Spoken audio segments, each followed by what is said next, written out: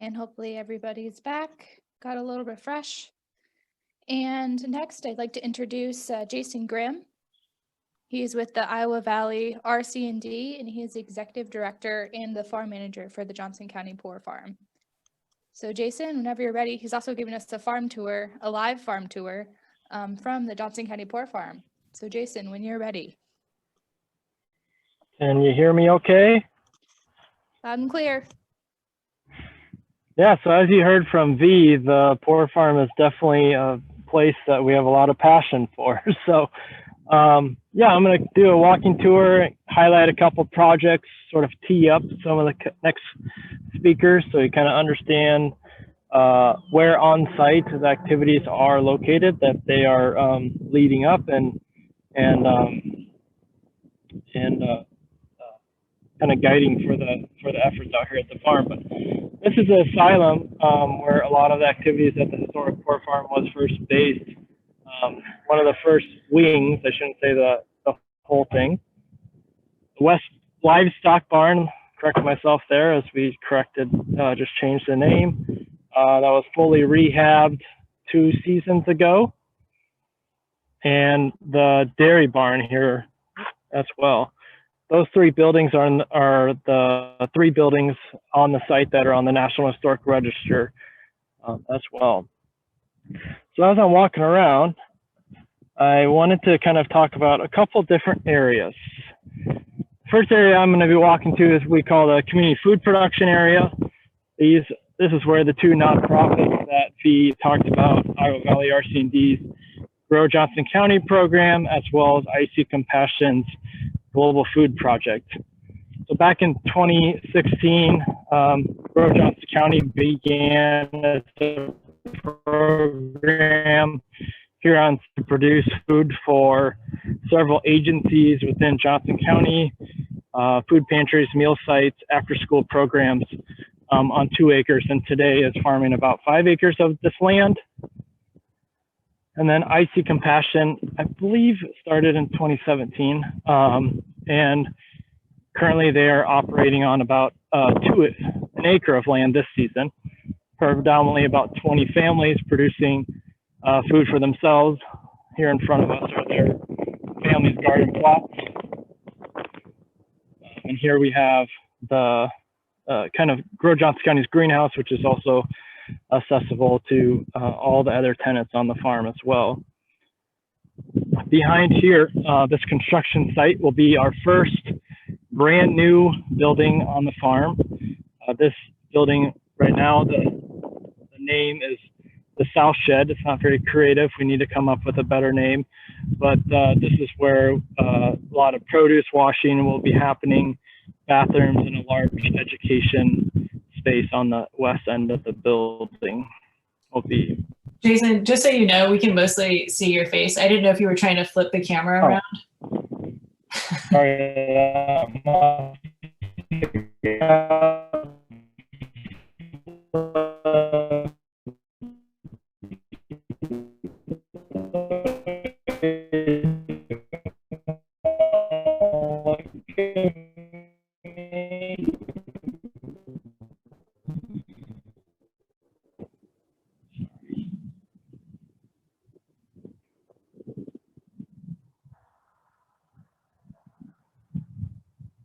How about that?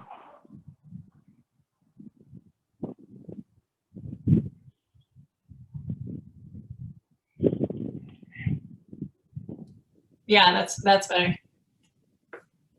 Yep.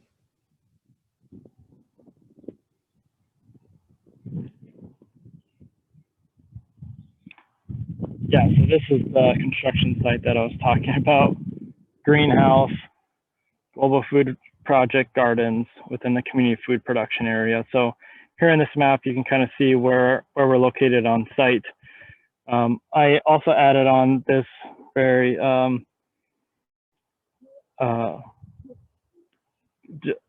estimating. These red lines are roughly where future trails would be that V had mentioned as well.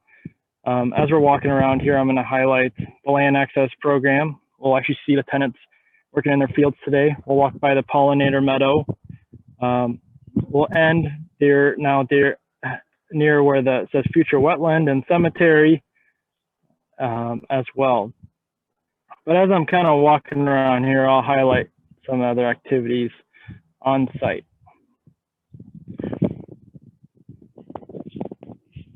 So the community food production area is about 7 acres of the farm up here towards the top of the most public area. Most individuals are interacting with the land here. Monday, Wednesday, Friday, there are typically probably about 20 to 30 different individuals, either volunteers working within the Grow Johnson County program, to family members farming or reaching their garden plots within the Global Food Project gardens, as well as Grow Johnson County runs a apprenticeship program for aspiring farmers. So there are 4 paid apprentices on site. Grow Johnson County also does a lot of work to, in addition to produce food, but become an educational tool to train other farmers and gardeners. So I'll just point out a couple of practices here. This field here it's hard to see, but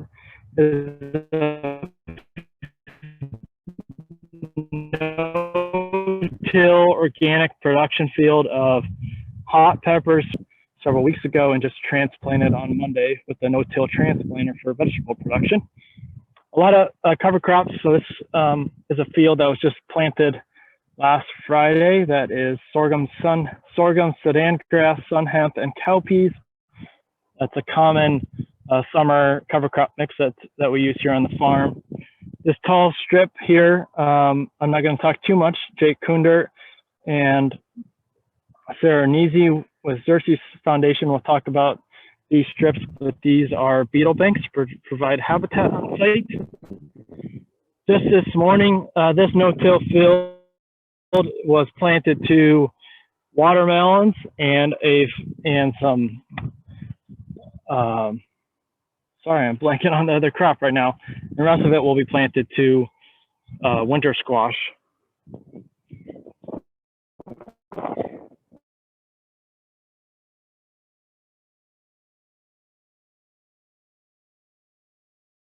This will be a future broccoli cabbage field. All this land here that I'm walking through was in corn production. As V mentioned, at one time 114-ish acres was in an annual corn and soybean rotation that was rented out on an annual cash rent basis.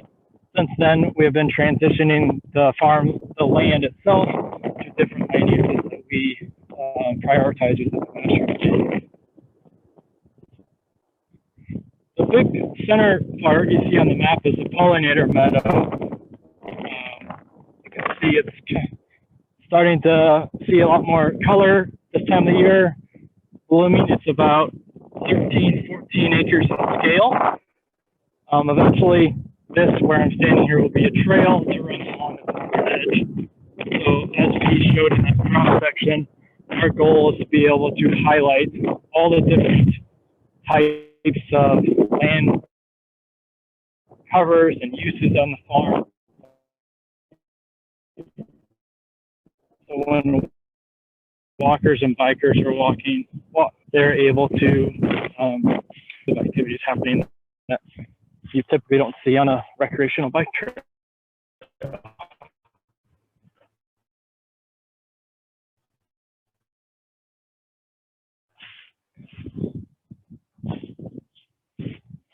Fall of 2017. So we're coming into the glory days of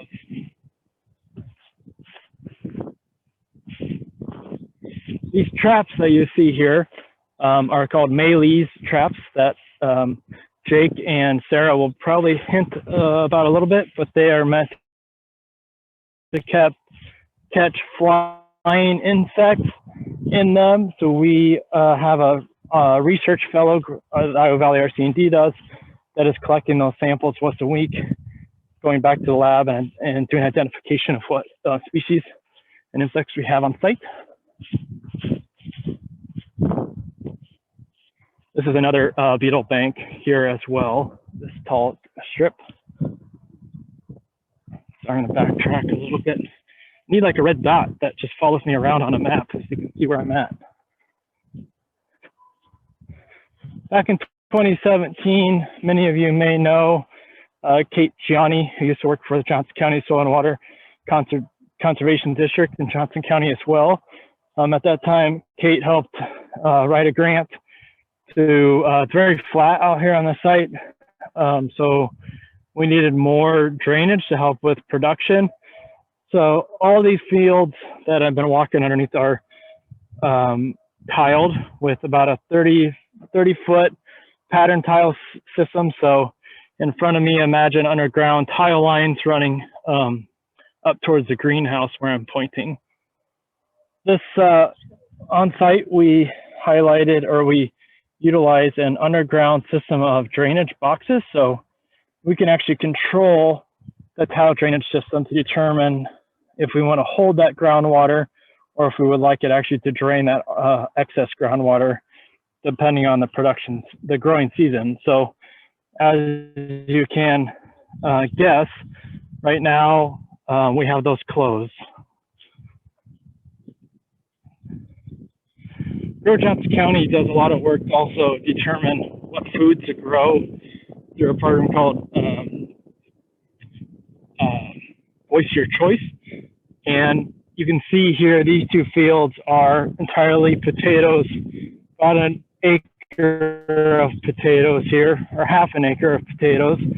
And most of those go into, or is one of the primary foods that food pantries, meal programs want more of. You saw the onion fields earlier as well.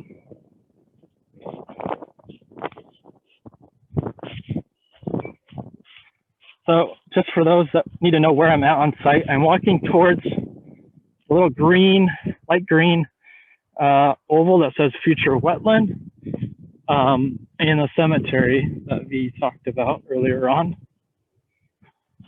So why we were calling this the future wetland, our goal is to provide more habitat, conservation on site, as well as to hold as much water on site as well. This waterway is typically pretty wet, it's very flooded with invasives as well, Canada thistle, reed canary grass, and so forth. So later this summer, we'll be installing a small wetland across this site. So roughly from here across to that Mayleys trap, there will be a dam with a wetland upstream from that. And this, the dam level would also be able to serve as a future trail crossing as well.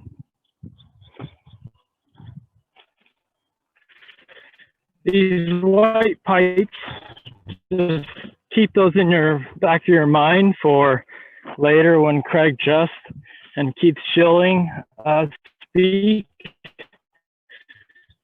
this afternoon. They'll talk about this. I won't say much more. You have to come back for that.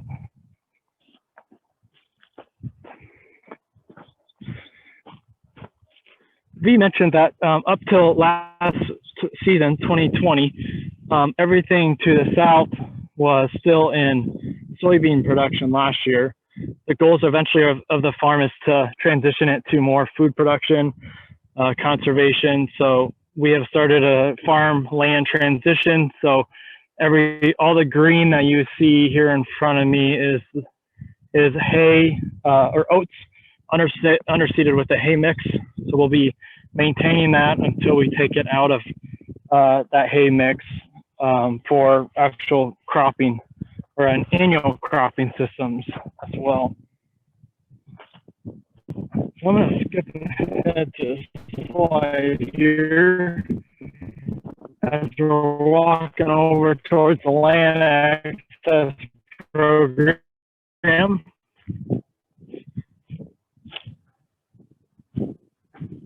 Program is here on the left. We have 5 tenants located in this area now. You can see them labeled on the map. This is the map of where their plots are, their fields. Moving forward here in front of us, Alfred is in his 3rd season here at the farm. The farm has been a great place for these tenants to start their businesses. Alfred is originally from Congo, has been in the US for probably 15 years. He went through a training program when he lived in Maine when he first immigrated to the US. And today he's growing about a half an acre of habanero peppers, squash, amaranth, garlic, onions, pumpkins. But many of those crops are not being harvested for what many of us would traditionally think of. So he's not harvesting the pumpkin fruit, he's harvesting the pumpkin leaves that he's selling into specialty ethnic markets here within Cedar Rapids and Iowa City. One of the services that our staff provides here on the farm is custom farm services like tilling, laying plastic mulch, planting cover crops, and so forth.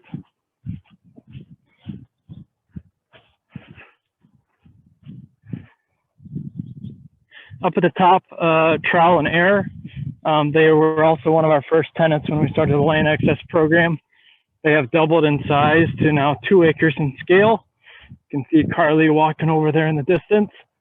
They predominantly manage a CSA operation, selling some wholesale crops, and at some farmers markets, probably growing 40 to 60 different vegetable crops in a season.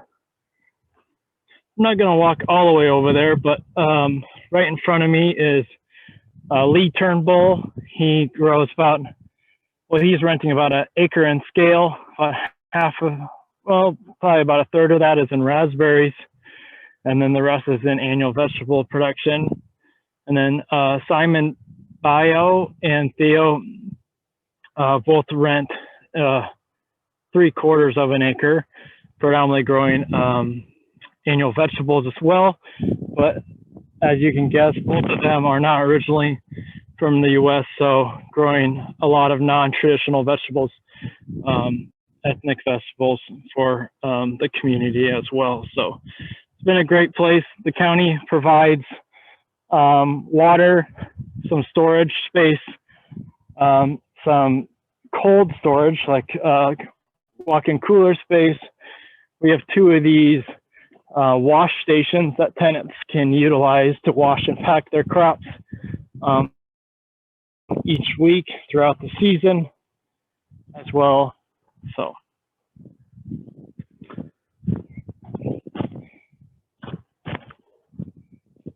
these are too far.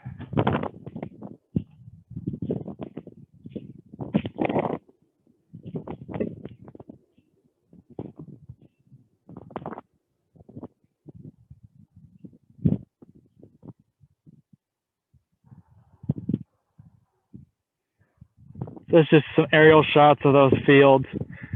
So, and this is Lee and Alfred on the left, highlighting some of the crops that they're managing. Claire in the top right, this was during potato harvest last year within the Grow Johnson County program, and Jake from our team seeding carrots last summer as well. So you can see kind of the breakout of the fields where things are highlighted there as well.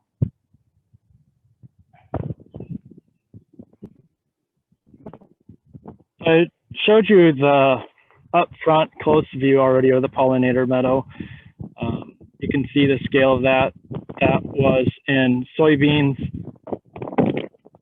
We seeded it into a rye cover crop in spring, just no-till, and then we sprayed it with a herbicide in the fall before spreading the Pollinator Palooza seed mix. Plus, county conservation added in some other diversity into that mix as well. So the picture here on the right was a shot of it last summer. Our goals with it is that it's higher and 4 instead of as misses. That it's highly attractive. We want to walk at it and have a lot of color and change throughout the season. I talked about farmland transition. A big component of that, in addition to managing a transition from different cropping systems is also implementing infrastructure to support this future expansion of food production on site. So the farm operates on, as of last week, 2 ag wells are on site. You can kind of see on the right is how the farm is divided up into 2 different zones for irrigation currently. So everything in orange is managed by a well that we installed in 2017, and then everything in purple will eventually be managed by a zone that is, we just installed a new well that just got turned on last week and installed this spring. So a big component of our work on the farm is managing contractors, of installing its infrastructure, working with the tenants, and making sure that it's always working.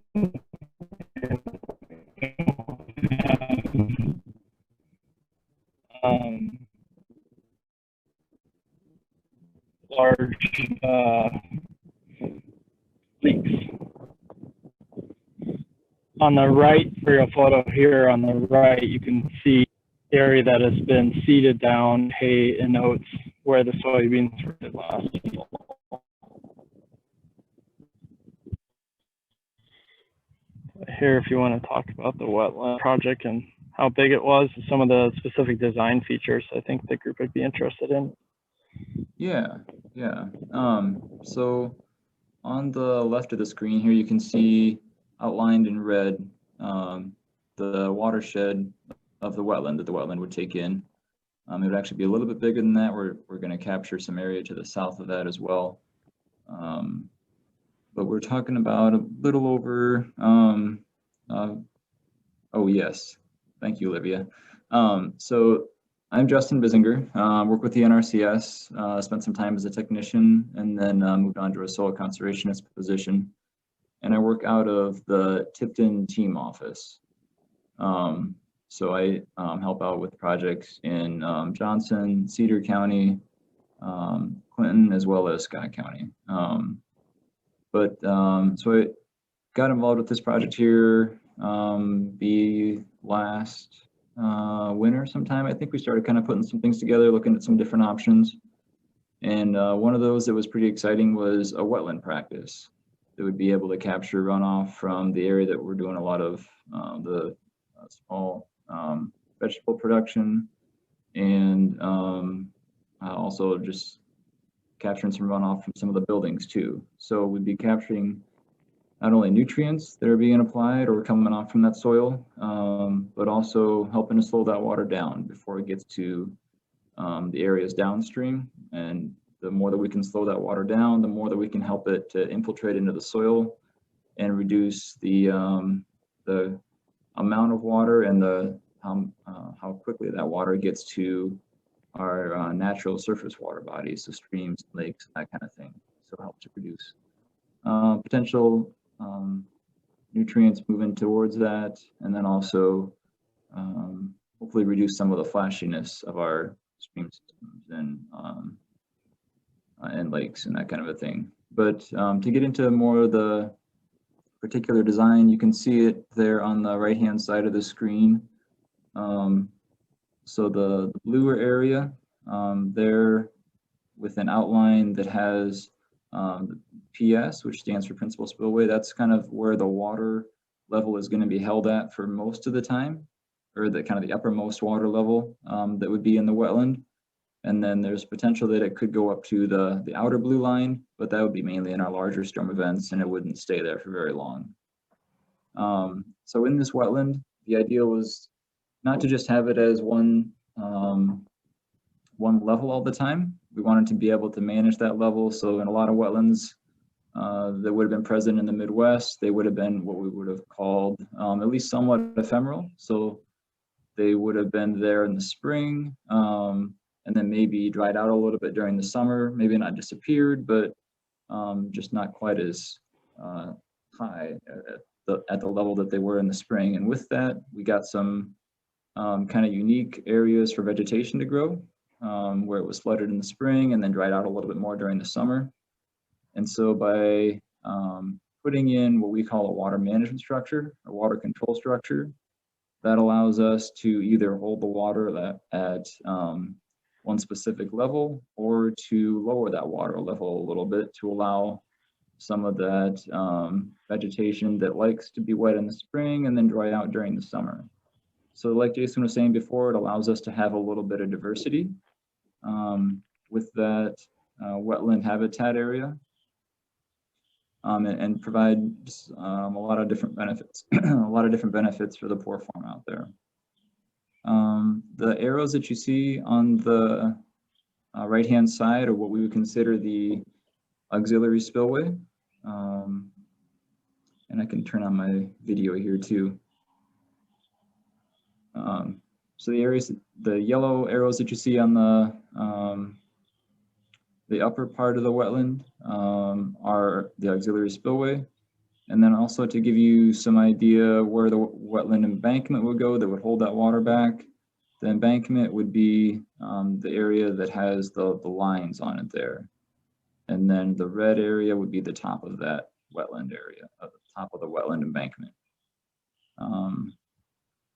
And that red line would be the future trail. So the future trail goes right across the top of that wetland. So this would allow us to have a trail that doesn't have quite as much of an elevation change. It would make it a little bit easier for people to get around the poor farm there and to see a lot of the different areas. With that, I think that covers most of the wetland, most of the fossils of the, yeah. Justin, another really important, I think, thing or goal with the wetland was the ability to, the 2 produce washing stations within the land access program, all that water will be captured by the wetland as well when those tenants are washing their produce instead of going directly downstream. Yeah, yep, that's a great point. Did you want me to talk a little bit about the terrace now, the dry basin? Yep. Okay, Go ahead. Sure. So Jason just put up a different image there on the left-hand side of the screen. This is of a terrace or dry basin, sorry. I'll be more specific about my terminology here. That would go and capture a lot of the runoff from an area on the west side of the poor farm. And just like he's showing there on the map, there's potential for a future greenhouse that would have a fair amount of runoff, being an impermeable surface. And hopefully this basin would catch a lot of that water, slow it down just like the wetland, only in this area, we're not looking to hold water back. We're just mainly looking to be able to slow that water down and release it a little bit over time instead of it all going down the hillside at once. What this does is essentially reduces the velocity, and to get into a little bit of physics for Wednesday afternoon, with more velocity, we get more erosion. Whenever water has more velocity, it has more power to move soil. So if we can reduce that velocity and reduce the amount of water going down at one point in that concentrated flow area, in the waterway there, then we can reduce the risk for erosion, which is always a good thing. We want to keep our soil up on the landscape. Another interesting aspect, kind of fun thing that we're going to try to do with this basin is to put in a blind inlet, which what that means is we're going to put in essentially a box. On the bottom of that box, there'll be some wood chips. And then on top of those wood chips, there'll be some pebbles and a rock. And what that box will do is it'll be placed essentially in the center of the terrace where that blue line is, or blue arrow that you can see. And that'll be the way for the water to get from the upper side of the terrace into the tile system below it. And that'll not only slow the water down, but it'll also allow for some treatment of the water. So the wood chips act like a bioreactor in some ways. So they help to pull a little bit of nitrogen out of that water that's moving through it. And then also a typical terrace would have a more open inlet that would let water in pretty quickly. only, so this one will slow the water down a little bit and help to reduce the amount of soil particles that come down through that water. It'll be more of a slower release and then more of a filter instead of just letting all that water come down through at once. And then also on top of that terrace, there's a possibility of doing another kind of access trail. It'll flatten that landscape out a little bit to make it easier for people to get to different parts of the poor farm. With that, I think that covers about everything on the terrace, or the basin and the wetland area. Did we lose Does look Jason? like we lost Jason again briefly. Okay. So maybe we can take a little break for question and answer. And I had one to start with here. With Sure. that blind inlet, I'm assuming that's with the NRCS specification for those. Is there any plans to monitor water quality treatment effectiveness with that one, since it's, you know, relatively close to University of Iowa and other places that could do the testing fairly easily? Yeah, so the University of Iowa helped us with the design of it.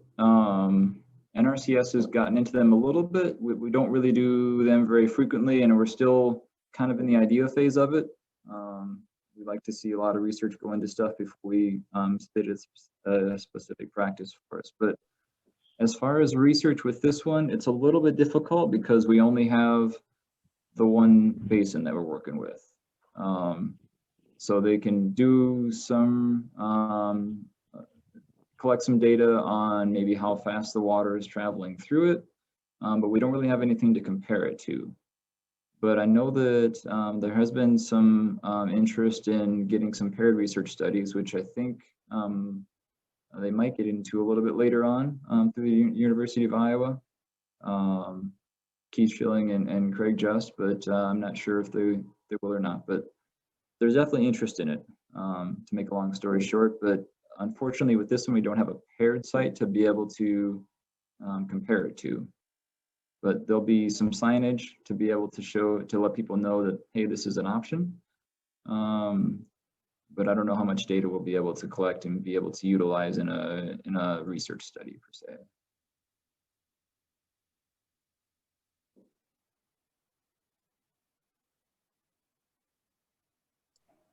To my knowledge, Justin, I think there's a couple different research projects going on with the University of Iowa, soil Yeah. management, and then one, I believe, with entomology or the microbiology of the soil specifically, that I believe Craig and Keith will discuss in their next conversation. And I think they were supposed to start at 3, so I just messaged them to see if they could start a little early. So we'll You're good. see if we need to take another break here, or kind of moving pretty quickly through this. I knew we were going to have possible difficulties in the field with Jason, so I appreciate everybody Yeah. kind of being patient with this process. Olivia, There he Olivia, is. I'm back too. I think I got, well, V will attest to this, that we don't have great Wi-Fi yet. So, but I'm happy to answer any questions now too, so. Yeah, I would say chat box, or feel free to unmute yourself too.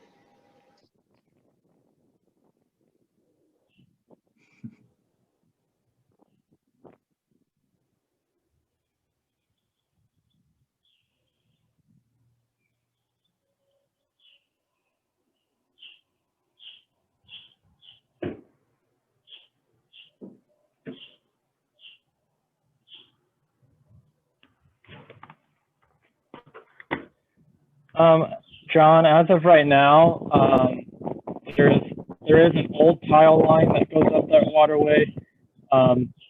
We have discussed adding a small, maybe 100 to 300 foot tile segment, brand new one that would be above the wetland. But the only tile lines right now that would be collecting would be from the old clay tile, as well as there are 2 tiles that come from the produce washing stations where the tenants are washing their produce. And Steve, to answer your question, so the farm has production policies or standards for all tenants to follow. We don't require certified organic, but we ask all tenants to follow certified naturally grown standards. So we, no artificial fertilizers are allowed. We ask everyone to use cover crops and as within their farming practices, and that any kind of pesticides that are used are also would be allowed for organic use.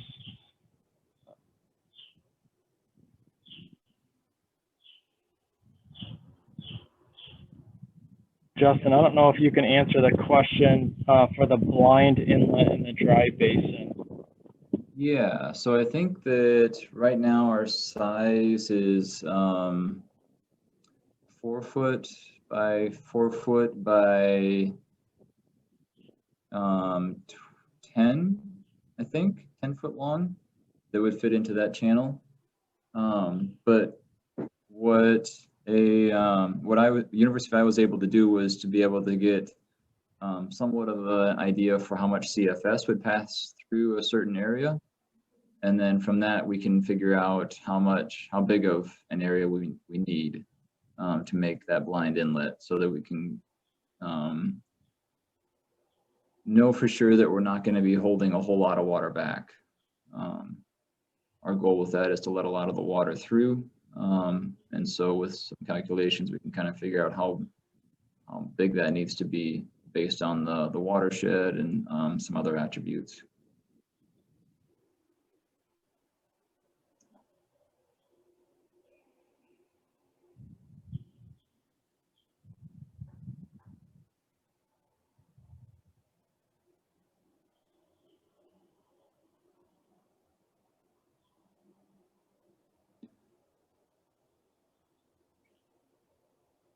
For the wood chips and gravel question, the wood chips will be in the bottom foot of that 4 foot deep trench, and then the gravel will be in the top 3 feet of that. And then there'll be a pipe in the bottom to collect things.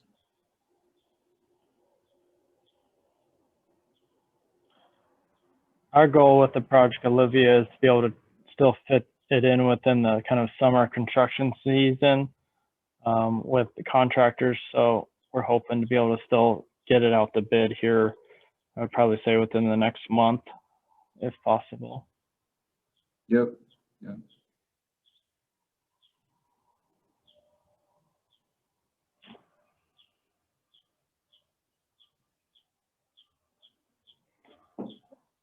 Steve, to answer your question, you can't call it a crop because I call it a weed. So in my first season farming out here and getting to farm near the Global Food Project's gardeners, many family members, we translate every sign and communication out here into at least 3 other languages. So, which includes, everything's in English, French, Spanish, or Arabic. So I remember having individuals coming and asking me if they could harvest my pigweed that was growing in a field that I considered a weed, that in other cultures are considered it's a green that they cook with. So it's been really fun to learn from other cultures. Someone that grew up in farming here in Iowa, it's been great to be able to experience that.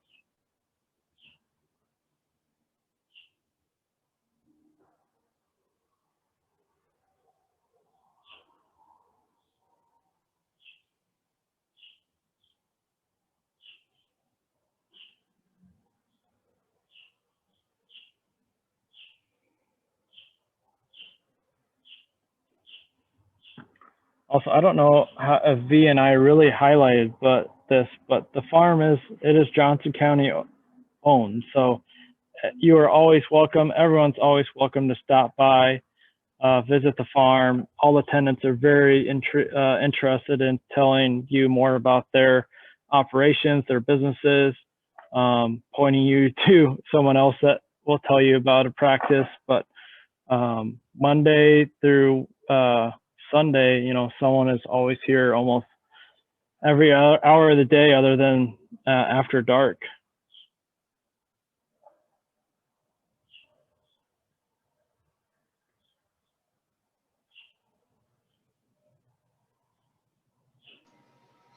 So there's no on-farm permanent residence at this point. Is that kind of what I'm gathering? Correct. Yep. Okay. Yeah. No on-farm residences. As V mentioned in the master plan, one of the goals was some form of housing within the master plan. So on the southwest corner, there's a piece of the farm that is not within the historic land district. So it would be allowable to be able to build something within that is not, doesn't match all the kind of farm landscape. So not like farm operations, other uses, but that area would definitely still have kind of the farm, keep the farm view shed in mind. Those activities were always kind of deemed for the last couple of years of the 10-year master plan. So I'm gonna show my background a little bit here, but I was started as a fish guy.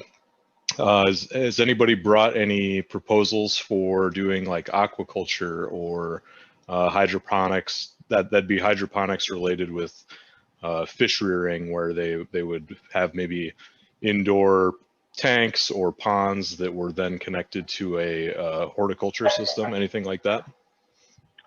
Not at this time. You know, all of us want to have more greenhouse space on site. So I think that it'd be definitely an opportunity in the future as we have more of those facilities. A piece of the master plan was in the southwest corner was to build what we call the New Century Farm building complex. So it would house more modern farm buildings, would be kind of the farm headquarters in the future as the historic building complex becomes busier from other activities and public visitors. So there's definitely opportunity to incorporate those things in the future and to increase food production year round on site.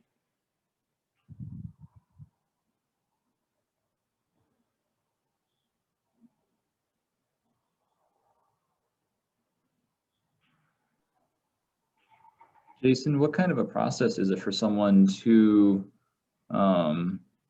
start working some of the land out there as far as vegetable production? Is it just an application, or how does that work? Yeah, so each fall, so the tenants, and within the land access program, they're all lease agreements here. We call them land use agreements because the farm is one large parcel. It's not a bunch of separate parcels with separate leases. So they have an agreement to use a piece of land. Those are 3-year agreements, and following those 3-year agreements, also 2 of them are up at the end of this year. So there's a possibility that a tenant may decide that they are going to go farm somewhere else, and which would open up space for a new future tenant. So last fall, we actually did not have an application process because all the land that we have certainly designated for the land access program an agreement has been made with one of those tenants. So typically it's a fall application process with the agreement beginning March 1st and following kind of the typical farm lease kind of. So by the end of September, they would have to notify the county whether they would like to renew their lease or not. Tenants, the commercial tenants pay, the smallest land we'll rent is 1/8 of an acre. Within that area, we charge $25 for 1/8 of an acre, which comes out to about $200 per acre. That's in year 1, and then in years 2 and 3, that jumps up to $35 an acre, which gets closer to $250 per acre. So we're following kind of traditional or closer to average farm rental rates on site.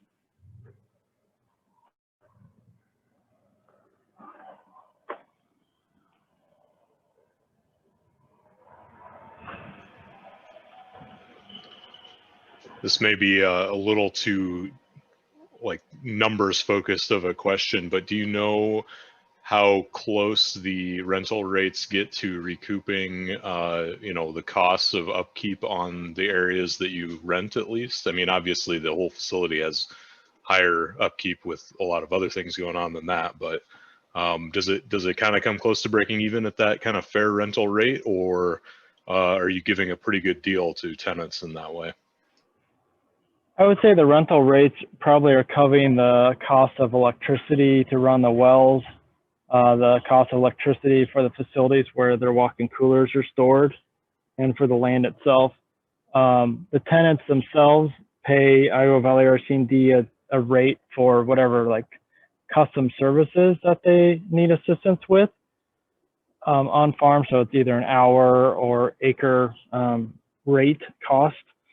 As of like paying for the infrastructure on site, no, the county has definitely helped subsidize that through, tax, the general budget, as well as through some grants that we've received to help with that. So building the wash stations, putting in the well, putting in the irrigation system, those are all with help supported by county general fund budget funds.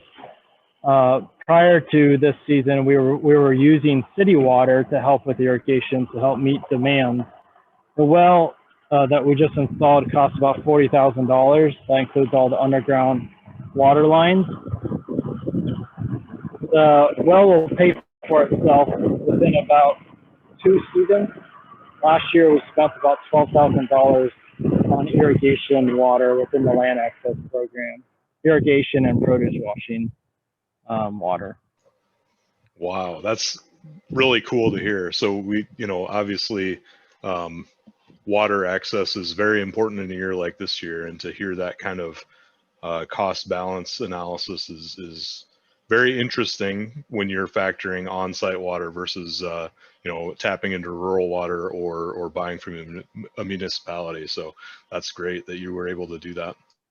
And that's an important piece. And any beginning farmer will tell you, especially in vegetable production, they will not rent a piece of land unless there's access to water. So the water irrigation water has been pivotal for all the tenants on the farm to be able to have this program here. It's